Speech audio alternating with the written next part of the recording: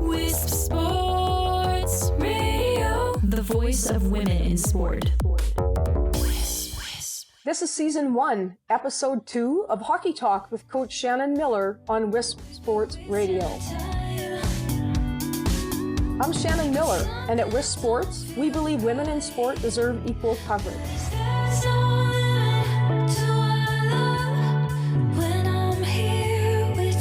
I'd like to thank my sponsor, Instat. Hockey Talk is presented by Instat. Instat is a video product originated out of Russia, and it is growing in popularity. It's becoming global, and Instat, the video product, is the best video product that I have ever used. So I thank Instat for their sponsorship of this podcast. Now, my podcast show is weekly. It's every Tuesday. My first show was Tuesday, October 2nd, and we will be every Tuesday from now through April. We're going to go right through the 2019 Women's World Ice Hockey Championships in Finland. My show, well, we're going to talk about X's and O's of hockey, all kinds of X's and O's, offensive, defensive, specific to each position with regards to goaltending, defense, and forwards. We're going to discuss leadership, coaching leadership, and leadership within the locker room. We're going to talk about creating a championship environment. How do you create champions, and how do you create that championship environment to get them started? We're going to talk about sports psychology, mental toughness, working out. We're going to talk about practice planning, training on and off the ice. And I will have special guests from women's hockey from around the world. On today's episode, I'm going to discuss team leadership, coaching, leadership, and leadership within the team. I'm going to talk about the purpose of team rules, the importance of team rules, and how you arrive at team rules. I'm going to talk a little bit about creating a championship culture. I'm going to talk about recruiting tips, not recruiting trips, but recruiting tips. One of my listeners sent me a message and asked me if I could touch on recruiting, so I'll do that in today's show. And today we have a very special guest with us, Hilary Knight, from the 2018 Olympic gold medal Team USA women's hockey team. Part of my show, I'm also going to have a sidebar. In today's episode, we're going to talk a little bit about Billie Jean King, equality, and fair treatment. And I'm also going to provide a drill of the week. The drill of the week in today's show is going to be called Constant Motion in the Offensive Zone, and that'll be a little bit later in my show. So I'd like to welcome the listeners. I'm honored to have my own weekly podcast show on Wisp Sports. Wisp has over 2 million listeners and is growing. Wisp is conversations from the world of women's sports, and is the most popular and influential podcast organization for women in sport globally, and I am proud to be a part of it. On my last episode, I talked about after team selection, making cuts and selecting your team. And I talked about taking your time, allowing the team to settle in and gel before you go ahead and decide on captains and assistant captains. Patience is key. I recommend assigning different tasks to different people during this time of patience and letting your team gel. Every day, little minor things come up where you need somebody to do something, somebody to step up and lead in this area. It can be anything, right? Like taking something to the bus, having them put your players in certain jersey colors, helping coaches or helping the athletic trainer. These little opportunities present themselves daily. And so I suggest to coaches that you use different people to do all these little minor day-to-day tasks and allow the group to get used to different people stepping up at different times and just see how it all shakes out.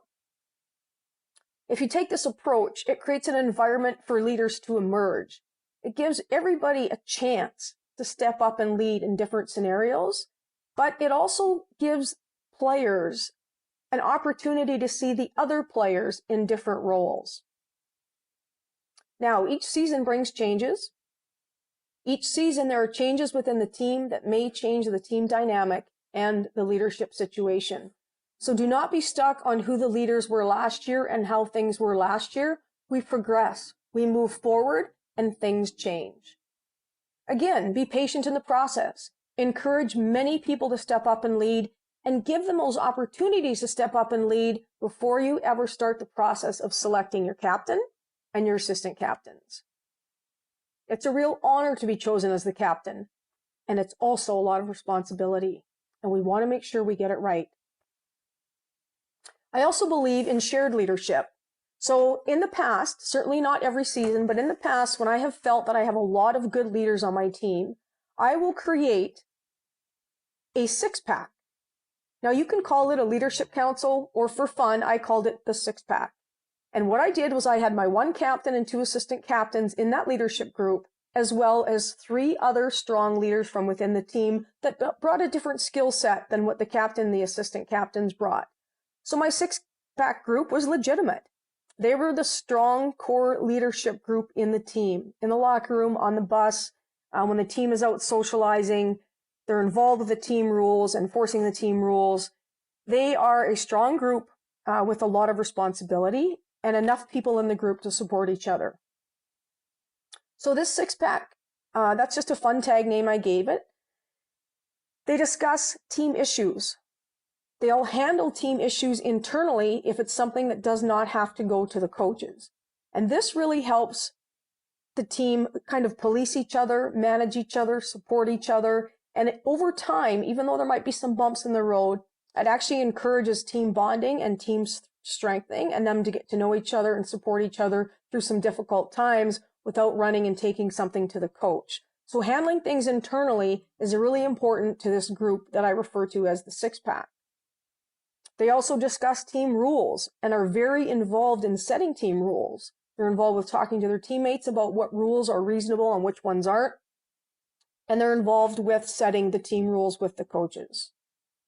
So this group, this leadership council or the six-pack, this group has real decision-making power and responsibility.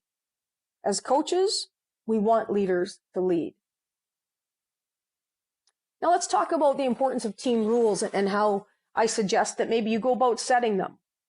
First of all, I think you should make team rules together. I would have the coaches sit and meet first and talk to one another about what they think the team rules should be. Then I would have the head coach sit with the six-pack group and talk about what they think the team rules should be. And then what you'll find is that you get closer to what the team rules are actually going to be. And then meet with the entire team together. The coaching staff in the room, the support staff in the room, because they will be part of the team rules as well, and the entire team. And the six-pack, they'll talk probably even more than the coaches, and that they will engage their teammates to talk, to speak up, and together you establish the team rules. Now rules, they should be tough, but they need to be sensible. And that's why the more input you have, often you better arrive at what I would call proper team rules. Now rules should help establish discipline within the team. They help set the tone, and they also help set expectations for the team. So they're important. With this structure, you will help a team stay focused. You will help create a more professional environment, and rules will hold people accountable. Now, tough rules are a good way to quickly find out who is committed and who is not. We set rules, we follow them. And then our focus can be on self-development, team development, and the opponent versus team problems and team drama. Through the course of the season and on my show, I will weave in pieces of how to build a championship team. For today, I'd like to share these points with you. Create the environment that you want and provide the necessary direction for players to be the best they can be. But create the environment that you want as the head coach.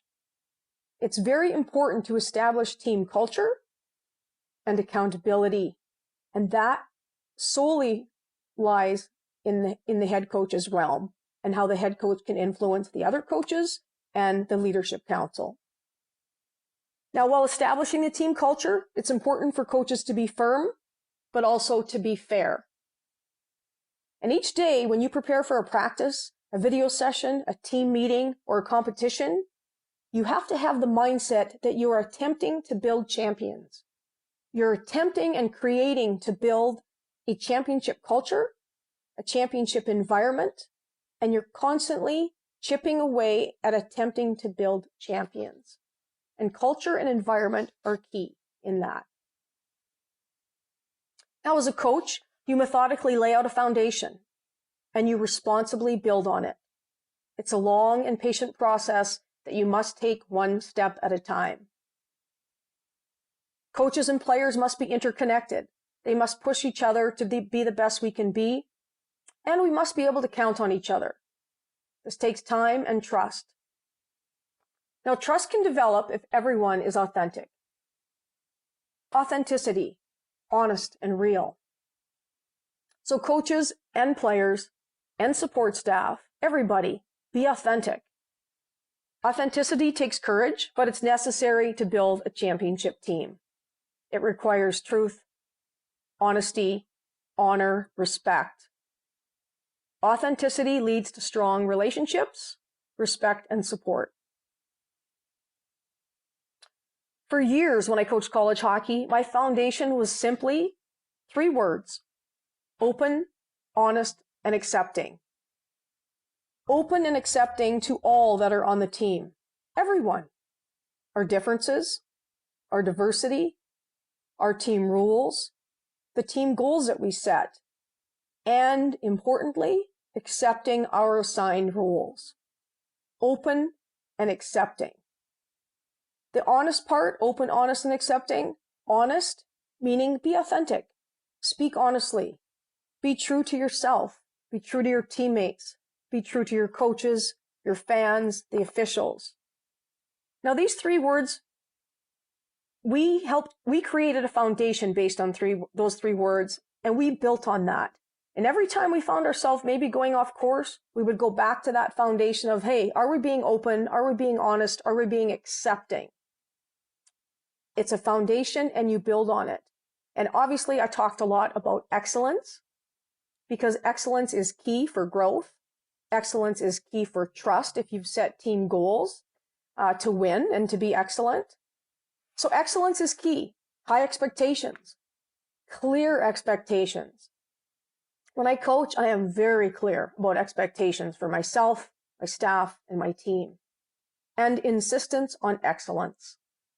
If you are going to run a program of excellence, then you must insist on excellence daily, weekly, and with each competition and practice. As coaches, we must challenge the players daily. Players want to be challenged. They want to be pushed to rise up, and they want to become the best they can be. That's one of the most important jobs for the head coach, is reaching out and literally reaching into the hearts and souls and minds of your staff and your players and help them all become the best they can be. And in doing so, you as the head coach will become the best you can be. And for those that do not want to become the best they can be, for those that do not accept open, honest, and accepting as a foundation, for those that do not accept team rules, for those that do not put the team first, above all else, eliminate those players. Eliminate those players that are not motivated by what motivates the rest of you. Eliminate those players that don't buy in for what's best for the team. And the best motivation is the bench. Now, each show, I'm going to have something called a sidebar. It's kind of a fun thing that I've learned and literally picked up from my lawsuit being in a federal trial. So it's called sidebar. And when I do my sidebar, it'll be a short personal story. It could be a quote. It could be a team building activity. It could be a shout out. Could be something, just talking about something that's going on in the world of women in sport, a current event. Today, my sidebar is a shout out to Billie Jean King. Billie Jean King she participated in the Battle of the Sexes and won. And Billie Jean King has done so much for women in sport and for women in general, I believe, around the world. Predominantly, yes, in the United States, but that filters over into Canada as well, which filters into Europe, etc., because we're all interconnected. A shout out today to Billie Jean King for being such a strong advocate for women such a great role model for many of us. And really, Billie Jean King, we admire you so much, so many of us. I hope you know how well you're loved and respected. And we still continue to look to you for leadership with regard to Title IX, equality, equal pay, and fair treatment for women. And hats off to Billie Jean King. Now, as I mentioned earlier, one of the listeners asked if I would just touch on recruiting. Now, we could talk about recruiting for hours. So each show, I'm going to touch on things like recruiting. Not every show, but I'll talk a little bit about recruiting right now, and then another day on another show I'll bring up and talk about a little bit more and go a little bit deeper. Same thing with regards to building a championship culture. You can't really touch on that in 10 minutes, so I'll just build on that every time I have a show and we talk about these things. So with regards to recruiting, basically an important tip, and what I believe, recruit skill and offense, and then teach defense. So if you find a player or players that are very skilled, and they might even just have a natural gift offensively, just really talented players, recruit them. Even if their work ethic might be lacking a little bit, even if they aren't the best at back checking or defensive zone play, because you can teach defense. And if you can get to know them and find a way to help them be the best they can be, that offensive skill they have is going to help you tremendously, and they will learn the defensive side of the game, and they will become a better defensive player, or they're going to be sitting on the bench, or you'll end up parting ways. So I think it's an important tip. Recruit skill and offense, and then teach defense. Now, do your best to get to know the recruits at the human level so that you can recruit the people and the athletes that will best suit your team culture and your team goals.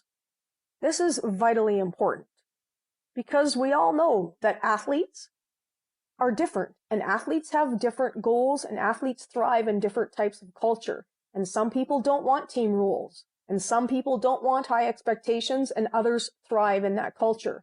So get to know them not only as athletes and as hockey players, but as people. So this requires extensive conversations in person if it can be done, which where the recruiting trips come in and money, and not everybody has that opportunity. Every program is different. So if you can't do it in person, then do it over the phone, not email. In conversation, get to know these athletes as people. Ask the hard questions. Have questions designed, your own personal questions that get through one layer at a time so you can peel back those layers and get to know the athlete and the person before you decide to pull the trigger and finalize that relationship. Because once you recruit someone, it's a long-term relationship and you want it to be a good one. And unfortunately, with recruiting, no matter how hard we work at it, and no matter how good our intentions are, those relationships don't always work out. And if they're not working out, be authentic, be honest, see if it can be salvaged, and if it can't, just simply part ways and do it as amicably as possible and support your athlete as they take a different path. So it's very important to understand the athlete's goals while you're recruiting them. Because if their goals are unrealistic while you're recruiting them, for example, their playing time in that day and age on that team while you're watching them, if their expectations of their playing time or their role on the team, if they are unrealistic while you're recruiting them, then they're going to likely be unrealistic when they're playing at your level. Let's say it's college or wherever you're recruiting to. And that does lead to long-term problems and often separation. So make sure you're recruiting people that are realistic. Help them be realistic. Be honest with recruits. Lay the foundation for your relationship early, which is honesty. And you're role modeling for them. So be honest if you want them to be honest with you. You're role modeling for them. And hopefully what you will create will be a long-term, strong relationship. Now let's talk some more X's and O's of hockey. On episode 1, I talked about offensive team play, being creative, eliminating limitations on players, letting them be interchangeable, using the ice, using everybody, letting them play the game. I talked about encouraging confidence, which is possession of the puck versus the dump and chase game. That's literally about encouraging confidence to have possession and do good things. So let's expand today on that offensive conversation. Let's talk about offensive entry and playing in the offensive zone. I love four attackers. I love four attackers on the direct attack, unless it's late in a period and late in the game when you're protecting a lead. You need to be smart and you need to be a little bit more defensive. But I love four attackers for the rest of the game. So entering the zone, try to score in the direct attack. 1, 2, 3, 4. The first four players into the zone attack the net. Don't worry about your position if you're a winger, a centerman, or a defenseman. 1, 2, 3, 4, 5. Learn how to read the game, and the people in the best position to attack. 1, 2, 3, 4. Now, if you don't score in that direct attack, but you've got possession, keep the play moving. When you're in the offensive zone, use the ice, use everybody. Be interchangeable. Again, don't worry about position. Don't stand on the blue line and never leave the blue line if you're a defenseman. Read the game, do reverses, do takeovers with the forwards and the defensemen. Be interchangeable, use the ice, use everybody. The key word here is play. Another key word is creative. Another key word is confidence. Allow the players to play with confidence. Allow the players to be creative and try new things. And yes, they'll make mistakes. Yes, we'll cough up the puck once in a while. But through the course of the season, you'll make fewer and fewer mistakes. And then the key is when it's time to peak and you're in playoffs, you hope to make no mistakes or fewer mistakes than your opponent. But let the players play. Let them trust their own instincts and you trust their instincts. And try to erase these limitations that we put on these players, what we've taught in the past, like wingers are wingers and defensemen are D and they have to stop at the blue line. Let them engage and let them play. Now, offensively, you want to attack with speed and you want to try to score in the direct attack. But if you can't, let's say you're trying to take the puck to the net and you can't get there. They've done a good job. The defensive team has done a good job shutting you down. Delay. Just turn away from pressure, keep your feet moving, delay, and keep possession. Don't just throw the puck at the net. Don't throw the puck away. Keep possession and try to get organized and have a quality direct attack. Now, to keep possession, your feet are moving, your eyes are up, and you're looking to make a good play, but you're also looking to be a threat yourself. You might delay and attack the seam and attack the net yourself because the seam's there and you're going to be aggressive and take that open ice and take the puck to the net. Off the delay, you can hit the second wave coming in. The second wave of the attack and even the third wave of the attack, which would be your number 5, your 5th player coming into the zone that'll likely be high middle. Off the delay, if you don't see anything on the second wave of the attack, or you just want to play with the puck deep in the zone, delay, cycle it deep. X2, the second player that gets to the puck and keep the puck moving behind the net, go east to west. Now X3, whoever that is, picks up the puck. And now you've delayed and you've changed the point of attack. From there, you can pass out from below the goal line to a defenseman jumping in or that 4th attacker, whoever she may be, whatever position she may be playing. And now you've delayed, you've cycled it deep. You've changed the point of attack by going east to west, and then you put the puck up to that 4th attacker jumping in to shoot off the pass. I call that the quick strike. And it's all about playing with confidence, using the ice, and using everybody, and it's fun. Now, let's talk about the direct attack a little bit. The direct attack can look differently every single time you're coming into the zone. You might have an outside drive, a middle drive going hard to the net. That middle drive is like a train on a track, and she goes hard to the net, and her feet don't stop moving until she's at the top of the crease, and she expects a rebound. Her stick's on the ice, and she's there sniffing around for the rebounds. She's screening the goalie while she drives the net, but she's also expecting a rebound and going to be tough on her stick to bang it in. If you can, you have a player driving to the back side, the back door.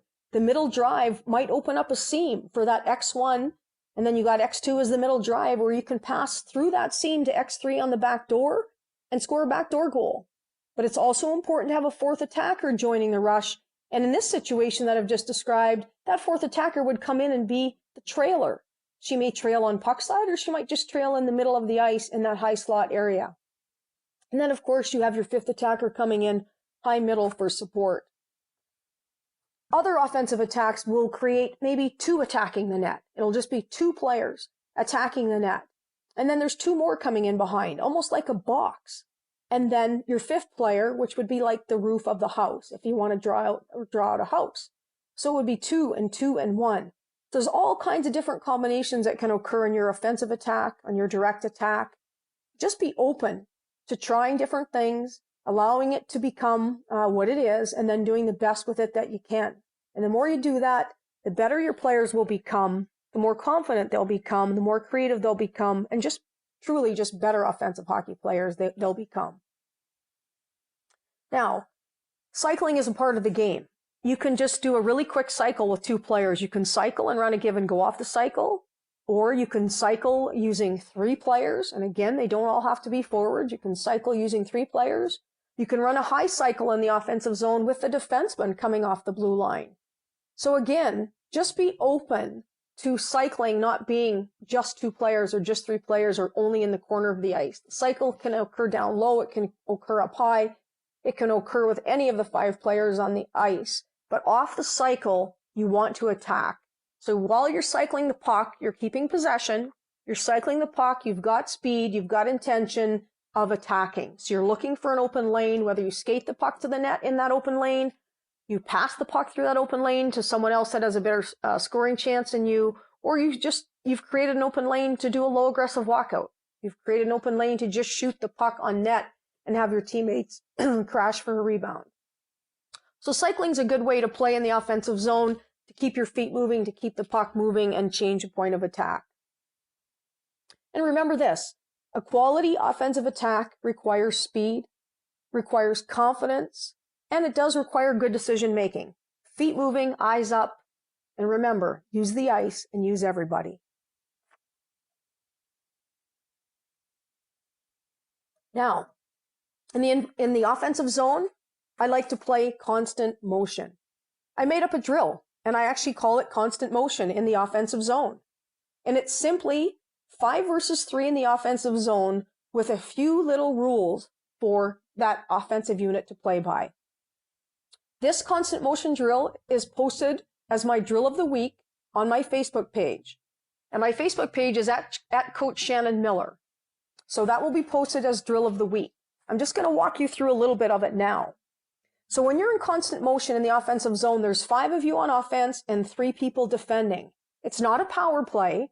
We're trying to simulate 5-on-5. So those 3 defensive players are pressuring. They sprint and stop, and they sprint and extend stick on puck. And their job is really just to pressure the 5 offensive players and force them to keep moving and to keep the puck moving. One of the rules in constant motion in the offensive zone is, first of all, I dump the puck in to start the drill, and it's a foot race. And if those defensive players, if they send 1, we send 2, because we have a numerical advantage. There's 5 of us on offense. They send 1, we send 2. They send 2, we send 3, we get possession. And as soon as we get possession, we keep our feet moving and we keep the puck alive and we start to dance. Constant motion. Feet always moving. That's one of the rules that we ask for to play within this little game. And the puck never comes to rest, which means you don't ever get pinned and the puck does not stop. Everybody's feet are moving, including the defenseman that may be up at the blue line. They're always moving, shifting their weight. Skates are moving, they're milling, and they're ready to jump. So those are the only simple rules in my drill that I made up. 5-on-3, constant motion in the offensive zone, other than use the ice and use everybody. In that drill, we should be using the ice. Everybody should be touching the puck. And when it's a 5-on-3 like that, you should be able to open up some seams for good puck movement, shooting lanes, and skating lanes to attack the net. And remember this, when you're in the offensive zone and you've got possession, you want to move the puck quicker than the goalie and the defensive team can adjust. This style of play creates intense offensive pressure, and it's fun. Today I have a very special guest on my show, Hilary Knight, a member of the 2018 gold medal winning hockey team, Team USA. Hilary's a longtime member of Team USA and a key leader in the boycott against USA Hockey for equal pay and fair treatment. This boycott occurred during the 2017 World Championships that were being hosted by the United States. It was a historical standoff in which the women won, which means we all win. Please welcome Hilary Knight. Hilary, my first question is not going to be about the boycott.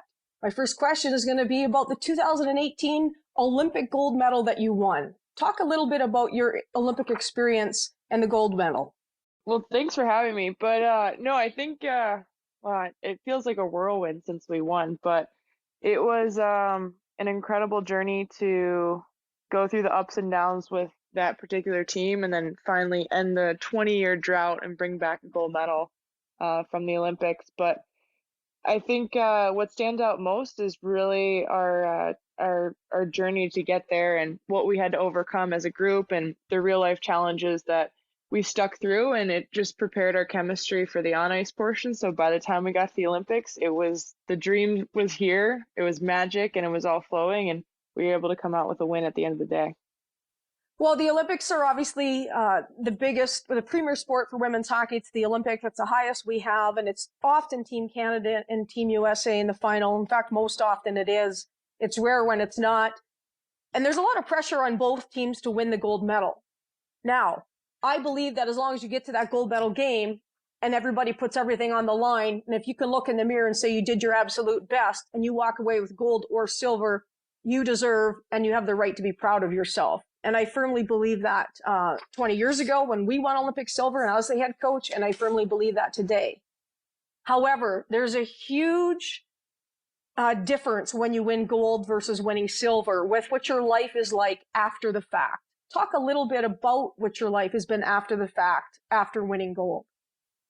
Yeah, I think so. It's interesting. So my first two Olympic experiences, we say that we lost to win a silver medal. But coming away from those, it was pretty unique and pretty special once we shared those moments with our own communities. But at the end of the day, it's always, what does the grass look like on the other side? It's a little bit greener. So when we did have that gold medal victory before, I was like, oh, it can't be that much different. But after winning, I mean, whether it's the US or whatever country you're in, they love winners. And the celebration for us, no matter where we went, it was standing ovations. And I'm not sure if it was the fashion in which we won or the fact that we hadn't won in so long, but it was a pretty unique and incredible experience, to say the least, is really shutting down a room with just applause and cheers. So it was a whirlwind. To some extent, it still hasn't ended yet. We're still celebrating it as we should.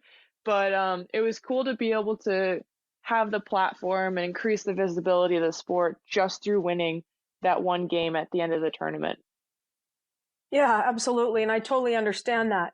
Now, I would imagine that you've had a lot of opportunities to speak, whether it's public speaking at a lunch or a dinner or at conferences and events. I understand you were just at something with ESPN. Talk a little bit about those opportunities that have presented themselves to you since the gold medal win.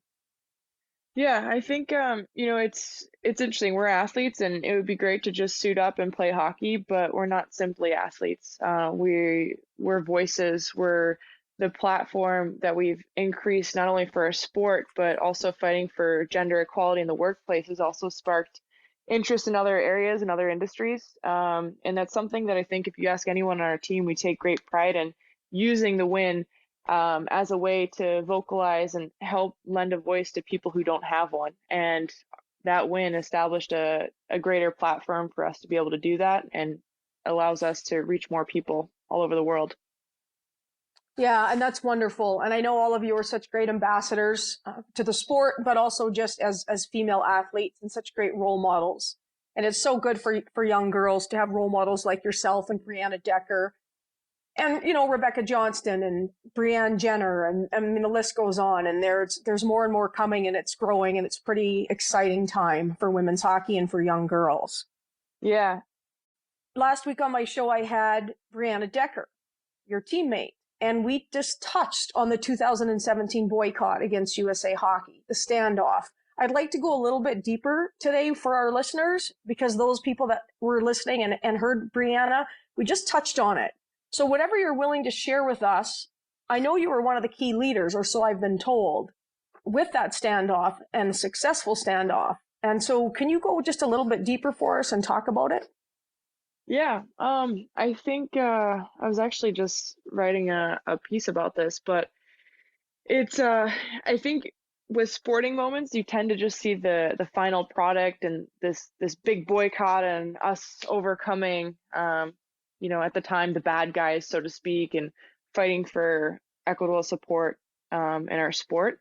But really, that boycott was years and years talked about. And finally, we were able to develop a culture where we trusted one another, we were vulnerable with one another, and we really valued each other equally.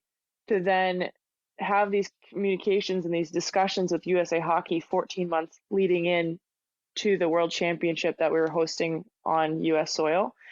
And then all of a sudden, a week or so before the World Championships and the biggest moment of our careers at the time, we're saying, oh, you know what, we're not going to do this unless we come back to the table and find a reasonable and an amicable solution to solve sort of the discrepancies that we have in our workplace.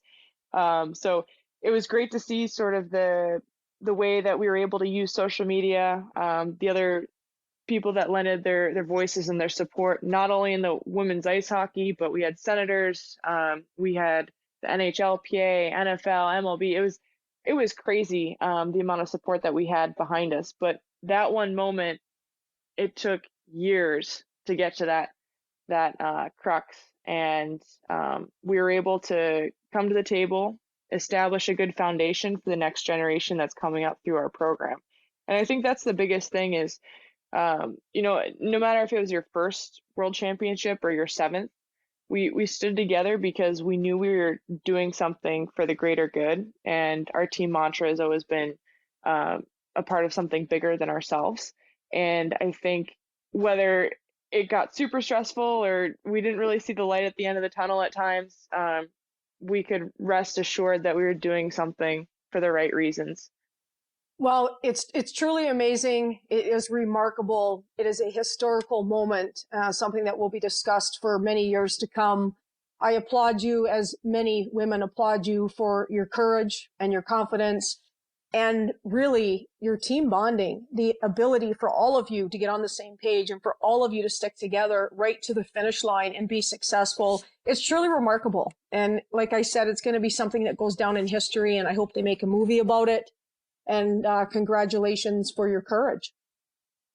I mean, I think that's the thing that people don't value as much in team sports, and it really should, is it's really hard to get each individual on a team sort of plugging away in the same direction. And then we had to do it with these crazy circumstances. So that's why I love team sports. It's real life situations. It's on the fly problem solving, and you're going to get to where you need to be if you're all walking in the right direction.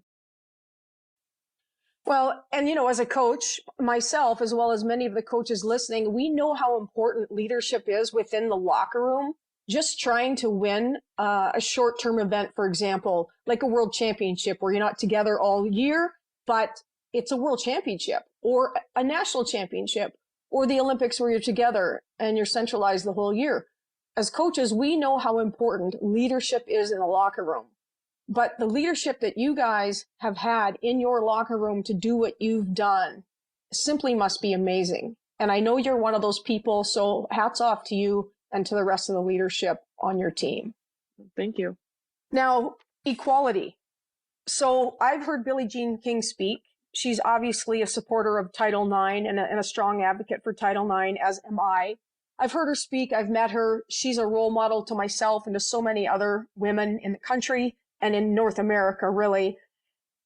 And she speaks a lot about equality and fair treatment for women and equal pay.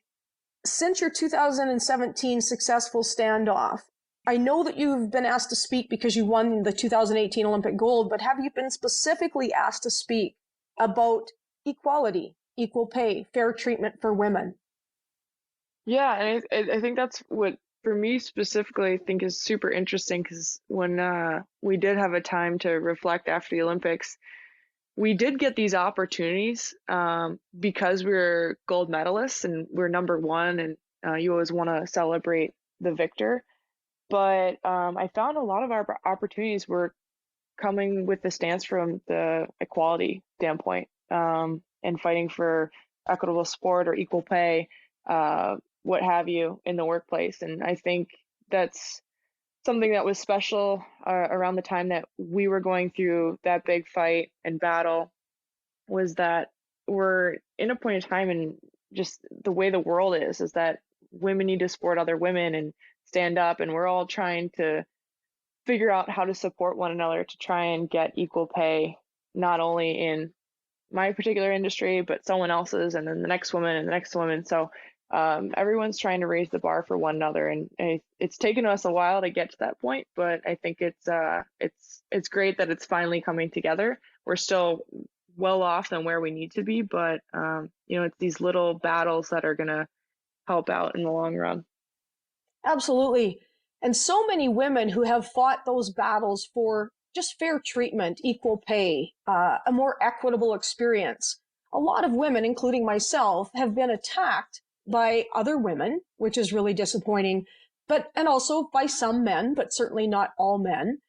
But what's happening now is there's this synergy, and I think it's global, or it's certainly in North America, but I talk to my friends in Europe, like in Finland and Sweden, and they feel it too, and it's going on in their countries, where there is a stronger synergy for us right now. We've got some momentum, and more women are standing up and saying, no, stop it. The Me Too movement is happening. Just women standing up and fighting for equality, for respect. I mean, just simple human decency and respect. And I feel like more men and women are starting to understand the importance of it. I think they're starting to get on board with it. I do feel a shift. I feel some momentum, which is important for all of us. But it is a little bit disappointing when you do run into specifically women who attack you for standing up and fighting for equal pay or fair treatment. I've certainly experienced that. Have you? And if you have, would you be willing to share an experience like that with us? Yeah. One in particular doesn't necessarily stand out or come to mind, but I think the biggest thing is when whether it's another female or a male, it's sort of attacking your standpoint, especially when we were going through the boycott. It was more of a misinformed opinion, if you want to call it that. So I found that one of the biggest points for us was educating people. And once we were able to educate people, we changed some people's minds. And then there's also people that just are firm in their stance and aren't going to listen, and that's how they are. But it's very disappointing when you don't hear someone else out just to see where they're coming from, because it may change your perspective on them or on what they're fighting for. Yeah, and one of your teammates that was part of the boycott with you, we had a private conversation, and it wasn't Brianna Decker, but I don't want to use the young woman's name, but we had a discussion while this was going on, and she said that she and many of you were so shocked at how cruel some people were on social media, attacking you, and it is because they're ill-informed. Like you said, there are some people that they're not open and they're never going to change their opinion. They'll never believe in equality or fair treatment for women. But she was shocked at some of the social media and how mean people were. But I would hope that by the end of it all, you really felt that those people, most of the majority were in your corner. Did you feel that in the end when you won? Yeah, definitely. And it's social media. I mean, some of the time people are just there to troll. So it's like, you can't, as you said, you can't control where other people's opinions or whatnot. But some people have some nasty views, and it's because they're hiding behind a screen or they're just set in their ways. But for the most part, I think that's something that we need to really celebrate about what we went through. Is not only was it the women specifically in our player pool or specifically on the national team heading to that world championship, it was the moms and the younger girls. It was everyone that wasn't directly in what we were going through that was supporting us, that really gave us the wind underneath our wings to continue. And that's what I think. I was like, wow, we're really onto something here, because we had people reaching out from all sorts of different industries. Yeah, and that's awesome.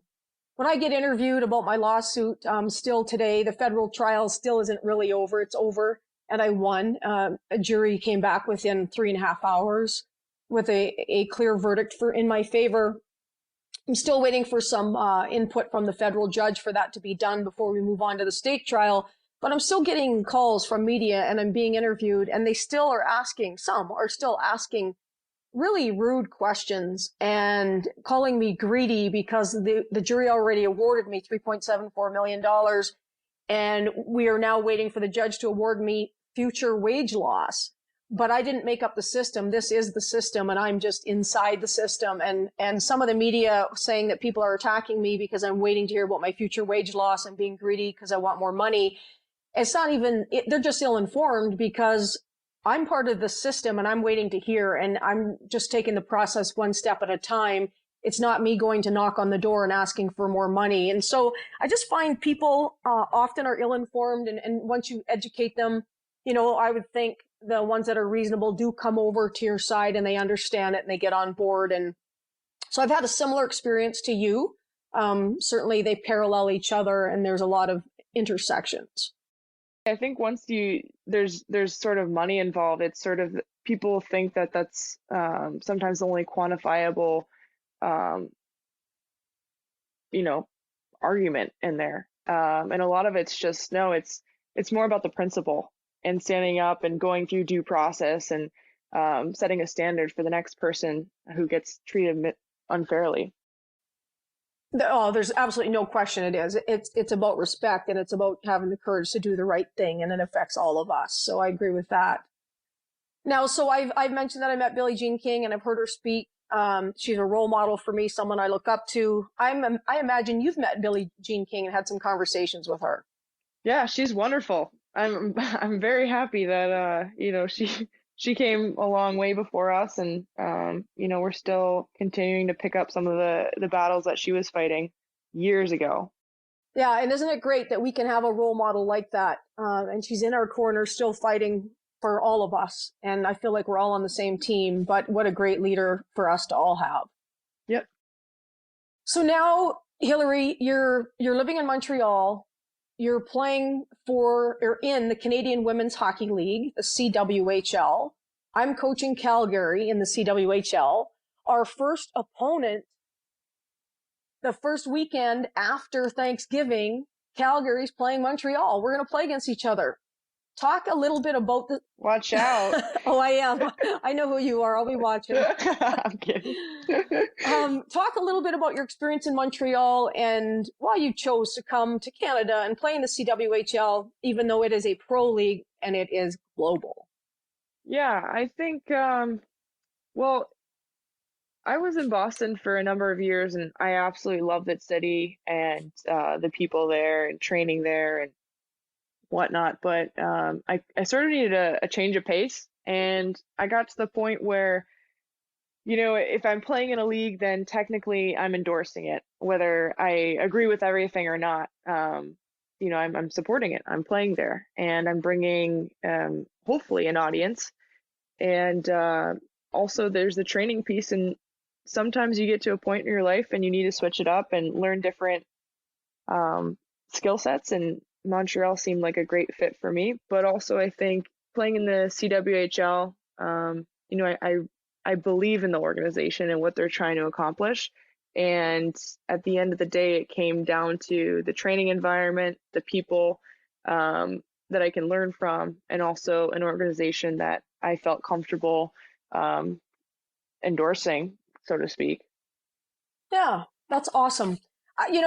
Women's pro hockey is strong. I think it doesn't matter if you're playing in China, Sweden, Switzerland, Canada, the United States. We're growing. We've got good synergy, like I mentioned earlier. We've got momentum. We're getting stronger and stronger. And so at some point, we have to come together and have one league. We need to team up with the NHL, or I guess that's my view. And I understand they want to team up with us. What's your view on that? And how do you see that happening? Yeah, well, it's very interesting how it hasn't happened yet, and it's frustrating at times. But I 100% believe in one league, and that's because of the level of competition, the fan base, and also pooling resources. I mean, I think we're we're all trying to fight the same fight, but we're going in different directions. And if we can get on the same page and work together to establishing something underneath the NHL umbrella, that would be the best next step for the sport and also for the viewers. And really what our issue has been, even before I entered the professional level, the visibility piece. And you've got this great product, you've got these talented, amazing athletes, but the audience can't see them. They only see them when they're at the Olympics. And you're missing out on a ton of amazing young women who might not necessarily be on the national team, but then you're missing out on the sort of the sports montage moment of leading up to that big game. So it would be great if we could fix that and bridge the gap between the visibility and the consumer. Hilary, everyone I've talked to says, yes, we've got to get there. We need one league. We talk about better product, right? We'll put a much better product on the ice for one league. What you just mentioned is a great point, pooling our resources. And naturally, we're stronger together. So I really do hope it's going to happen and happen soon. Who do you think might be some of the key leaders to bring this together, to make it happen? Well, just my experience, I've always believed that the players have the power to shape their future. And, it's the players working together and saying, we're not going to do this unless X, Y, and Z happen. Because right now we're, as you said, we're going in different directions, but we're all trying to do the same thing in these different directions. And it would be great if we could come together. But it takes a lot of coordination, and it's tough to play at this level and to train at this level. And when people are working in addition to that, and then you add this piece of, okay, now we have to try and build a league together, it's a lot of work. So it's going to take not only the players, but maybe a few other outside resources to lend a hand. But the players have the power, so. I absolutely agree. I've always felt that the players maybe have not realized in the past. My experience in the past is I don't think the players realize how much power they really have and how much responsibility they have. But I think you guys are getting it. Clearly you are, and you guys are stepping up to lead. So good for you. Great answer. And that leads into my next question. You're an elite athlete. You're one of the best female hockey players in the world. So what has motivated you to continue to train and play at that level? And how do you do it? Yeah, honestly, I fell in love with the sport, and I consider myself a longtime student of the sport. I think hockey's extremely humbling, and there's always something to learn, always something that's challenging you. But I think what holds me accountable and wanting to, or I guess motivates me as well and inspires me, are my teammates. I mean, you join a team, you have a responsibility, and I never want to let my teammates down. And that, whether it's guilt waking me up in the morning, bringing me to the gym, or if it's motivation, I mean, one of the two is definitely going to get me there, and I'm there, so I might as well do my job to the fullest. But I wouldn't be able to do that on a day-to-day basis without the love for the game. Yeah, it's definitely intrinsic. I know players are carded now, and there's money, and you're doing commercials, and you've got sponsorships, and it's grown a lot in the last 20 years since I was the head coach of Team Canada. It really has, and I'm glad that the players are being treated better and being supported better in all areas, not just financially, but in all areas. The support is much, much better. It has gotten much better in the last 20 years. But the truth is, it really does come down to the love of the game. It's intrinsic, and those that have it truly understand that and appreciate it in themselves and when they recognize it in other people. And I feel like that's the key for the top level athletes, coaches, officials, etc. in any sport. And I think it's awesome. You've been playing for a long time. You're a great role model and obviously a great player. It's a lot of fun. I mean, I get to wake up, when I'm having a hard day. I'm like, I get to wake up, go to the gym, train, and then I get to do whatever it is that I love to do, which is hockey. And once you're on the ice, everything kind of rolls off. And I'm fortunate to be able to do that, and I wish I could hold on to that forever. So it's now cherishing these moments as I kind of transition into the latter half of my career. Okay. I'm not going to ask you how long you're going to keep playing because I don't think anybody should ever answer that. I think you go right to the finish line, and when it's time and you know it. And I don't know that you know a year in advance or anything like that. So good for you. Keep it going. The last question I'd like to ask you, Hilary, is you're a role model for younger players. What advice would you give to a younger player listening or a coach that's listening right now that coaches younger players? What advice would you give to help inspire them to be the best that they can be as they aspire to be a Hilary Knight or to become a Hilary Knight one day? Yeah, no, well, I always say be better than me or whomever it is that you're looking up to. But, I feel like we're always trying to grow and continue to push the envelope in whatever aspect of your life. But I think it's really feel empowered to be great and don't put a limit on yourself. There's going to be a lot of people that are going to tell you can't do that or no. But if you truly believe it in your heart, you should feel empowered enough to go out there and accomplish great things. Great answer. Well, you are a great role model. You are a great player. I look forward to competing with you in Montreal soon and just seeing you again. And thank you. Thank you for all that you do for women and for women in sport. And thank you for being a guest on Hockey Talk. Yeah, thank you. I look forward to next weekend. All right. See you in Montreal. Inside stories, interviews, and cutting-edge tips from the leading coach in ice hockey. Tune in to Hockey Talk with Shannon Miller. This is Wisp Sports. I'd just like to ask you to follow and comment on social media at Miller12Shannon and at Wisp Sports. Hilary Knight can be found on social media at Hilary Knight. My Facebook page is at Coach Shannon Miller. My website is CoachShannonMiller.com. You can find links in the show notes for this episode at wispsports.com, where you can also find more coverage of women's sports. Thank you for listening and supporting women in sport everywhere. My next episode is Tuesday, October 16th. See you then.